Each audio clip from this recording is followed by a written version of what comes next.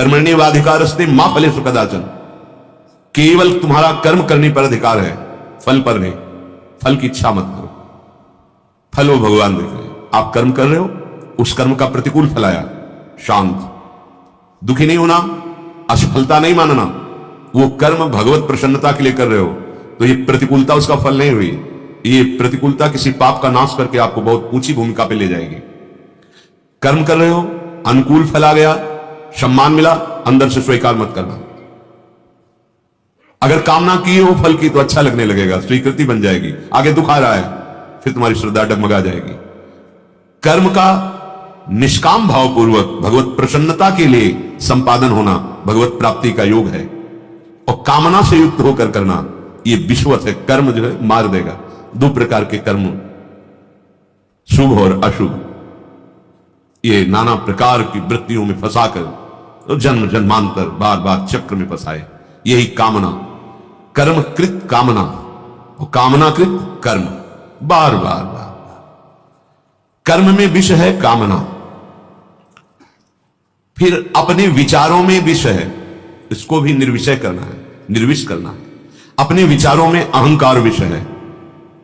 नहीं, मेरा सिद्धांत है, मैं मैंने ये किया, मैं वो करूंगा, मैं जांचिएगा कहीं आपके जो विचार हैं उसमें होना चाहिए गुरु आज्ञा है, शास्त्र आज्ञा है।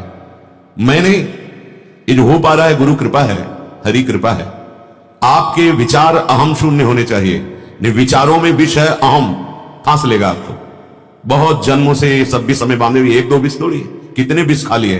तभी तो अशांत, चंचल, संकट भावनाएं, संभावना मात्र से विषाद, उदास, चिंता, शोक, ये सब इसकी लहरें विष की। विचारों में देखते रहिए कहीं अहंकार जनित विष तो नहीं फैल रहा। बड़ी अंतर्मुखता में रहिए। अहम शून्य विचार उठेंगे, विचार रोक नहीं सकते आप, विचार उठेंगे। गंदे विचारों की तरफ से बिल्कुल आपका सपोर्ट नहीं होना चाहिए, ना बुरा लगना चाहिए, वो नष्ट हो जाएंगे। उदासीन होना चाहिए। अच्छे विचारों में भगवत कृपा, गुरु कृपा का दर्शन होना चाहिए।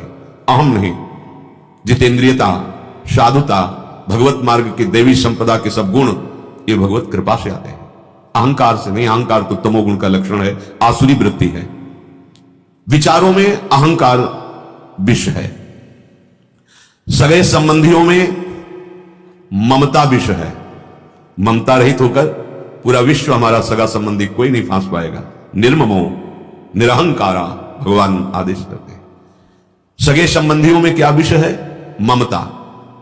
इस विष को बटोर करके अमृत बना दो, भगवान को अर्पित कर दिया जाता है, तो जो जो विषय भोग हैं सब अमृत हो जाते हैं। इसलिए सबकी ममता ताग बटोरी, मन पद मन ही बांध बटोरी, मुक्त हो गए।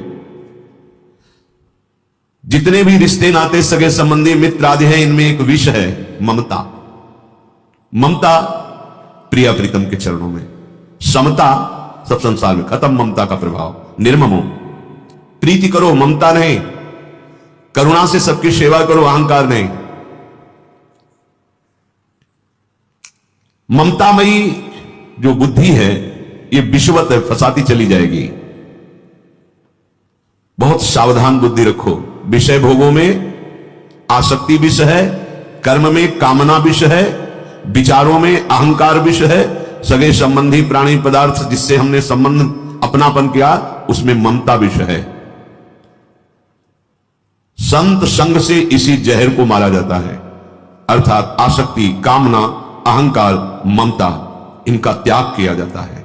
क्या हम सही मार्ग पे चल रहे हैं? भगवत मार्ग का पथिक इन्हीं की त्याग करता है। विषयों के प्रति आसक्ति का त्याग, कर्म के प्रति कामना का त्याग, विचारों में अहंकार का त्याग, सगे संबंधी प्राणी पदार्थ मित्र दोस्त जो भी, इनमें ममता का त्याग। असंगो हम, निकल गया, निकल गया, कोई नहीं पास पाएगा। जित संग दोष। मानव जीवन की सफलता, पूरा जीवन भागवतिक हो जाए, भगवतमय हो जाए। अगर ये नहीं हुआ तो चाहे जितनी उन्नति और सफलता कर लो, असफलता असफलता ही है। क्योंकि जब शरीर छूटेगा तो कुछ तुम्हारे साथ नहीं। जिसको ये निश्चय हो गया कि हमारे यहां आने का मृत्यु लोक में एक ही कार्य है, भजन करते हुए भगवत प्राप्ति करना। दूसरे कार्य जो है भगवान की आज्ञा का पालन करने के लिए कर रहे हैं, उनकी प्रसन्नता के लिए।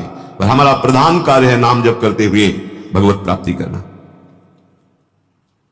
जो ऐसे भाव वाला होता है वो जगत में विचरता हुआ भी स्मृतिवान रहता है।